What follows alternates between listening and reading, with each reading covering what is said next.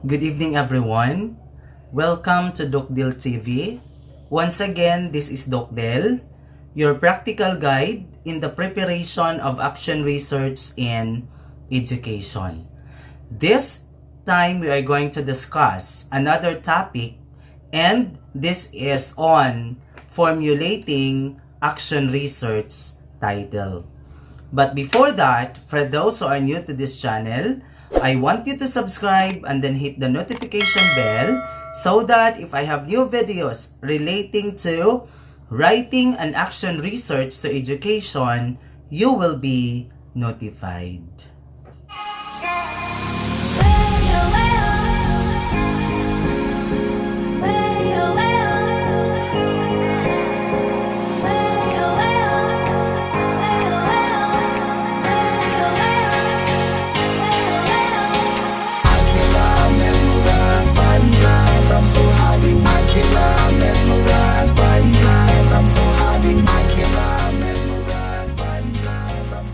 Before we proceed to the core of our discussion this time, we will try to recap first what has been discussed last meeting.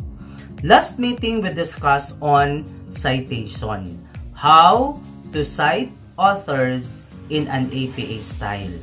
So this time, our primary concern is on how to formulate or write an action research title.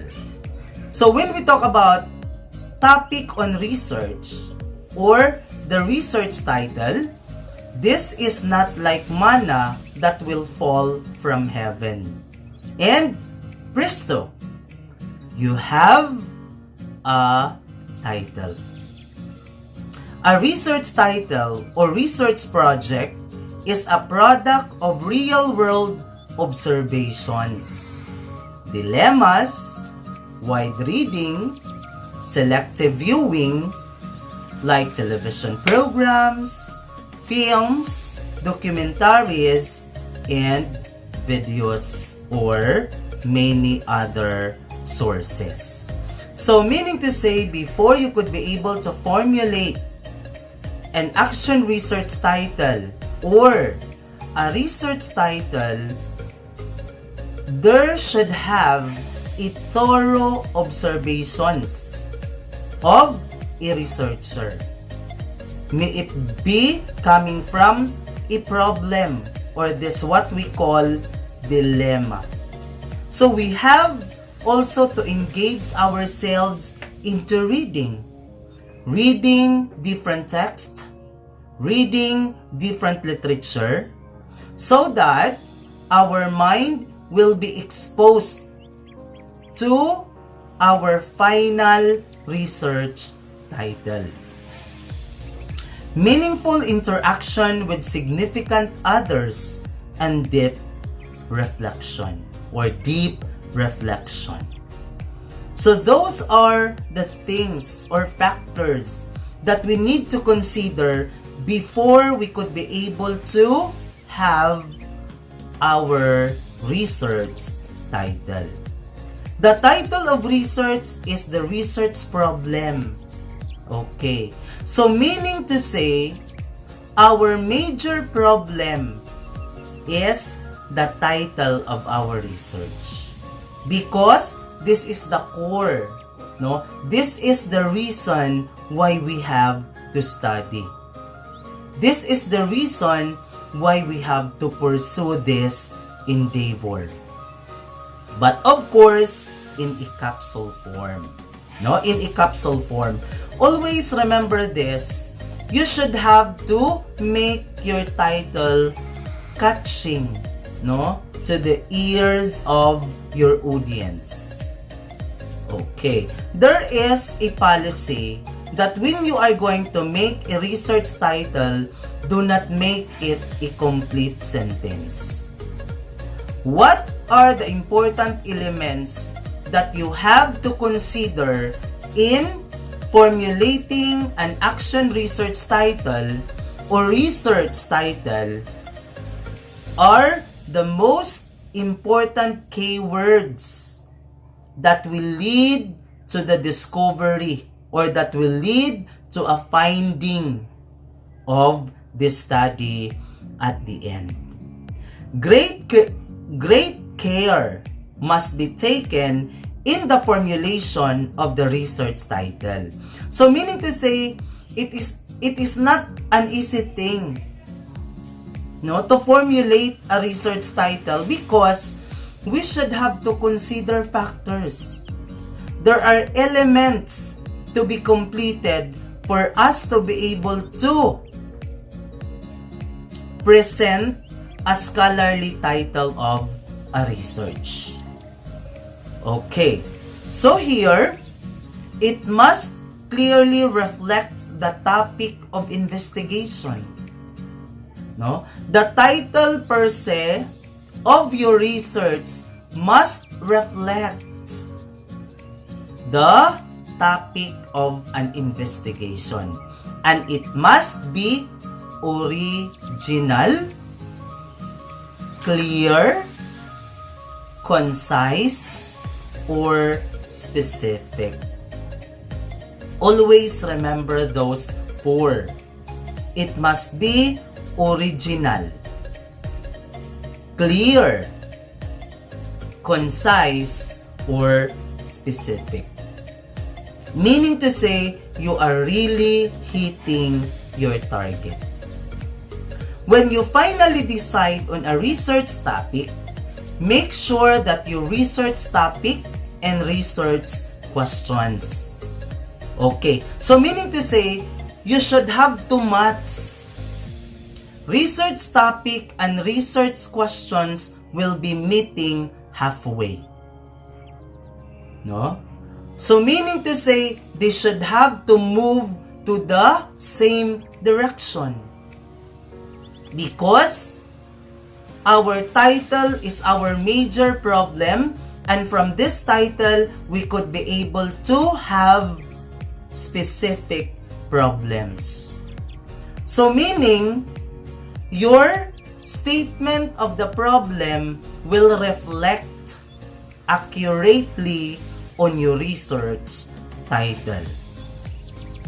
Too broad topics will lead you to nowhere. No? Too broad topics will lead you to nowhere. In order to narrow down broad topics to specific ones, the purpose of intent of the study must be clear. The purpose and intent of the study must be clear for us to be able to narrow down, no? To narrow down broad topics to specific ones. Okay, so for example, these are broad topics. Okay, broad topics should always be narrowed down. That is the most important thing to be considered in formulating an action research title. Okay, so for example, when you say blended learning in English classes, do you think when you say blended learning in English classes, do you think this title is specific? No? How are you going to narrow down this one? It could be a correlation study on the use of blended learning in freshman English classes and student achievement. So if you try to look at it, I want you to focus here on the title given. Okay, a correlation study on the use of blended learning in freshman English classes and student achievement. So from the title that is given, what have you observed? Okay. So from the title, we could be able to see the topic. So what is now the topic here. Of course, the blended learning. Who are the people involved? The freshman English classes. Okay. So, what is the focus of the study? It is the relationship on the use of blended learning on a student achievement. No? So what is the use or what is the effect? What is the effect of blended learning to the student achievement of the freshman English classes?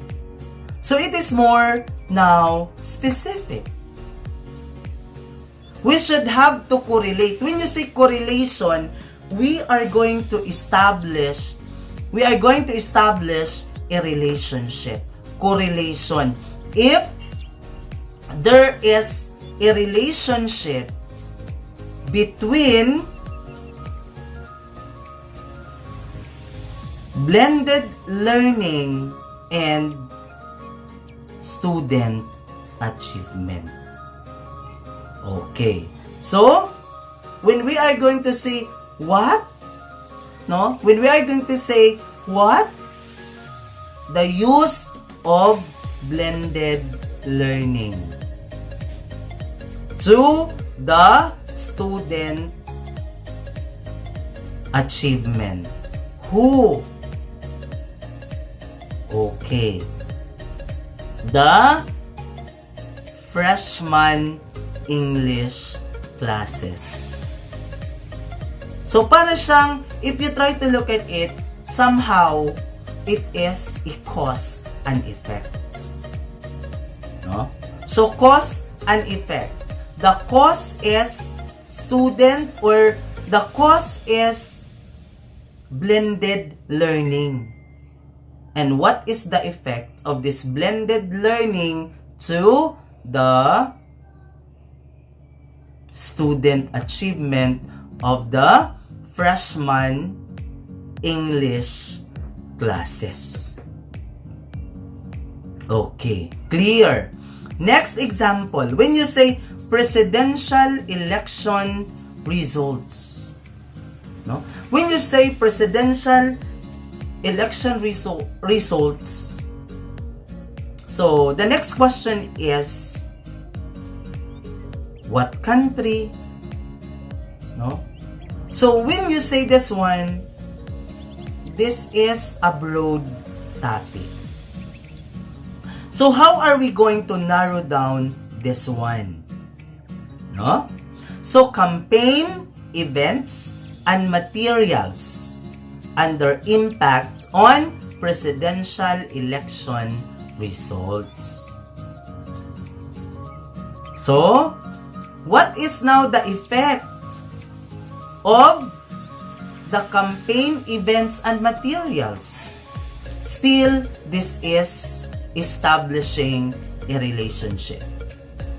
Don't worry, because we will have another discussion on the 3 methods of research, so that you would be able to know when can we say that our research is descriptive, when can we say that our research is historical, when can we say that our research is experimental.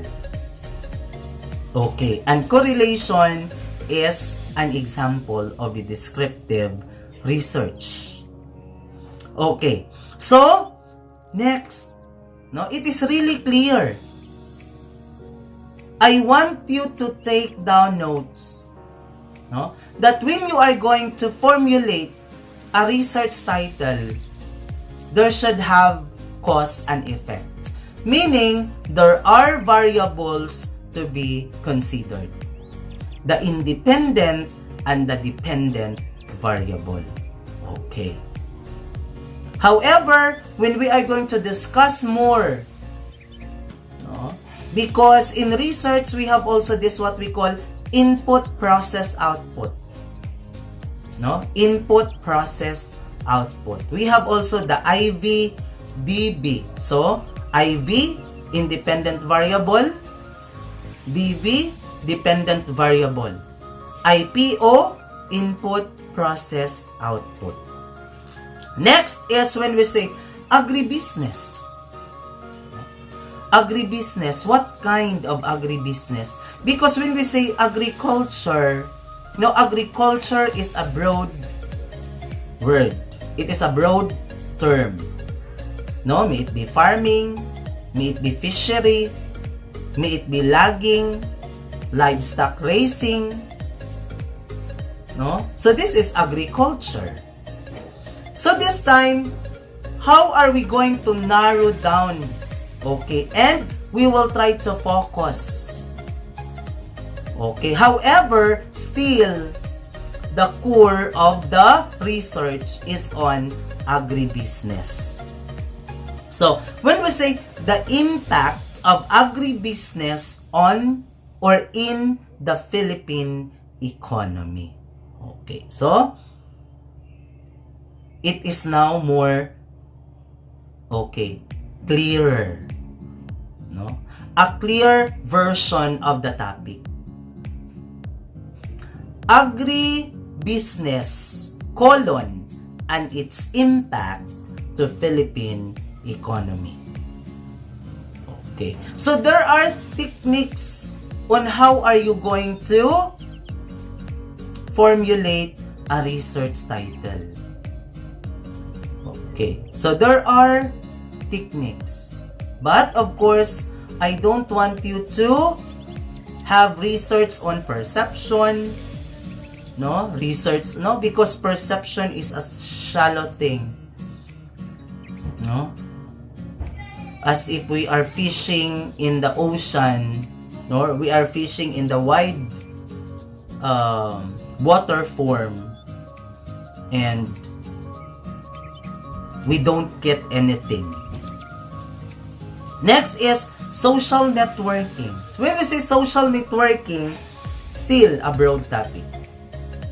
So here, how are we going to narrow down this? The cause dash effect relationships of social networking and online selling. No? So what is now the effect? If there is really an effect, when we say social networking and online selling.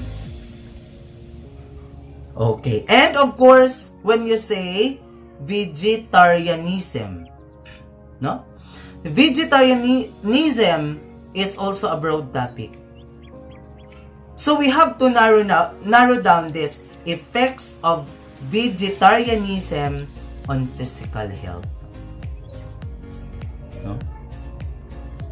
So for example, another example, on SIMS or strategic intervention materials. Okay, so when you say the effect of, or it could be the effects, no?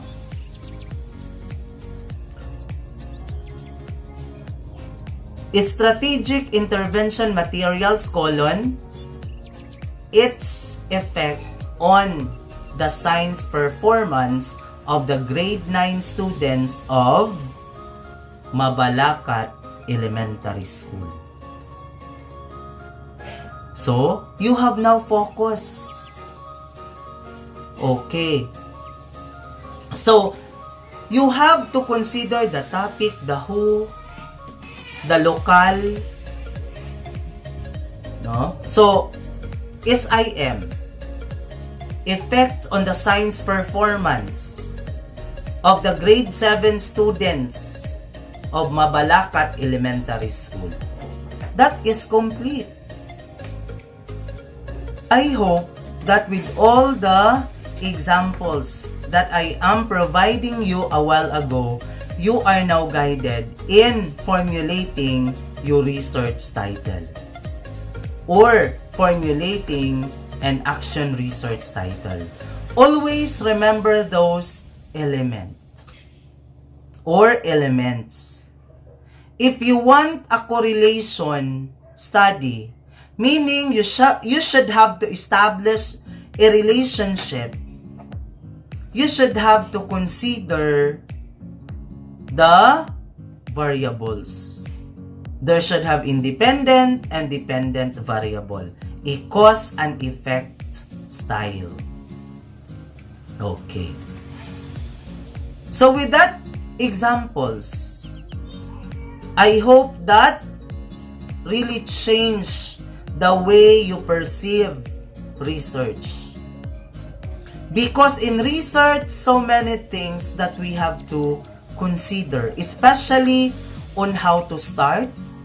Because the most difficult thing is how are we going to start this one? Okay. So of course, before anything else, problem should be our first concern. Now, what is really the problem? Okay. Then from the problem that we discover or the problem that we identify, we have to read now literature so that we could come up a scholarly research title. Okay, so according to Lader in 2013, in choosing a topic for a research study, the author stresses that in choosing a research topic, it is important to select a topic that interests and motivates you. Meaning to say, nobody dictates you. You should have to venture on the topic that you could work alone. It should be doable, feasible, within your reach. That's why a good action research that is doable and reachable is a classroom-based research. You have to start within your classroom. You have to observe the four corners of your classroom. And from there, you could be able to discover something. You could be able to identify something that is worth to be studied. Do not go out. No? Hindi nga natin kaya yung nasa harapan lang natin. How much more if we are going to go outside? So we have to start in our own classroom. With the resources at your disposal and within the required time frame. If you try to look at it, when we are going to craft a research or a lesson objective or objectives, we should have to follow the SMART. SMART. Simple or specific, measurable, attainable, time-bounded, and result-oriented. So, you have to think of a research that you could be able to manage within the time frame. That's why if you try to look at it, if we will try to revisit the first video that I uploaded in my channel when I presented to you the format or the template of an action research or basic research, there, part of the Roman numerals is the time frame or the Gantt chart so that you will be guided when you will be start and when this research will be ended. Next is, needless to say, the research topic should be focused and well defined. That's why we have to start on the title. Because if the title is not specific, it is very difficult for us, no? It is very difficult for us to continue this. That's why sometimes, no, hindi na natin na ipagpapatuloy kasi ang daming gawin, ang daming forms, no?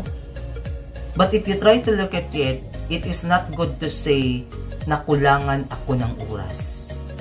Because ikaw, ako, siya, tayong lahat, we are given by God 24 hours a day.